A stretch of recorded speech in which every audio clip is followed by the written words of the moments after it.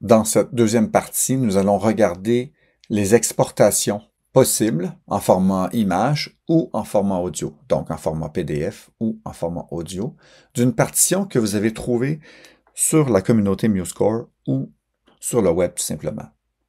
L'idée de ce tutoriel est de vous montrer que vous pouvez déjà bénéficier de certaines manipulations de MuseScore pour vos préparations pédagogiques en musique.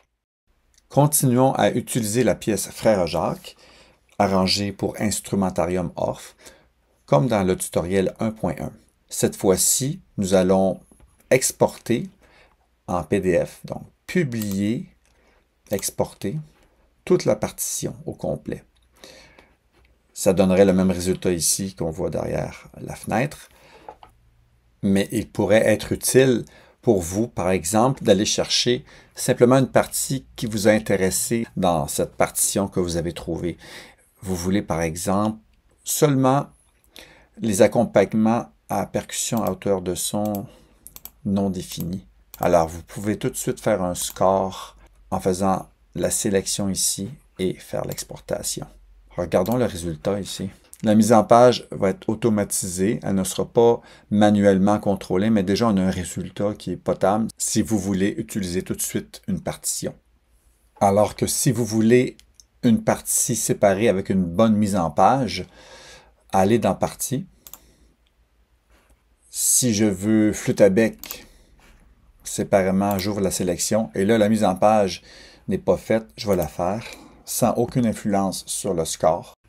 Toujours dans le même menu Partie, vous pouvez créer un score sur mesure. Par exemple, flûte à bec et métallophone seulement, sans toucher le score général. Allons-y avec une nouvelle partie que vous renommez.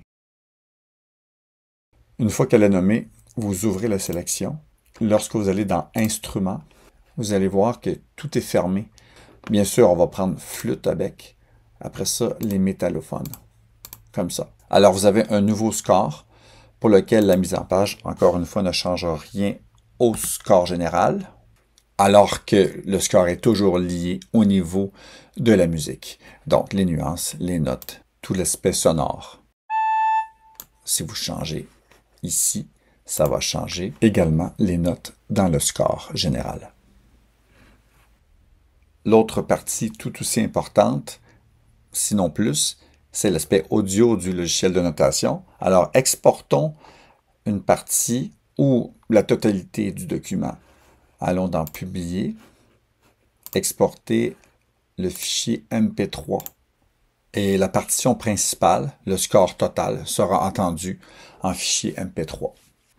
Et si vous voulez un MP3 d'une partie séparée, sélectionnez par exemple ici flûte à bec et vous aurez un MP3 de cette partie.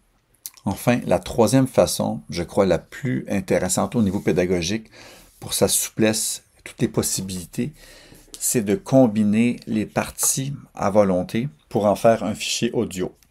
Par exemple, combinons en un fichier MP3 les flûtes et les percussions à hauteur de son non défini. Il suffit de estomper ce qu'on ne veut pas entendre dans l'MP3. Alors, je vais estomper toutes les lames et je vais laisser les percussions avec la flûte à bec. Le MP3 en résultant sera un MP3 qui va combiner ces instruments non estompés, donc flûte et percussion. Nous allons l'écouter. Si je l'avance, on va entendre ici de la flûte. Et non les lames.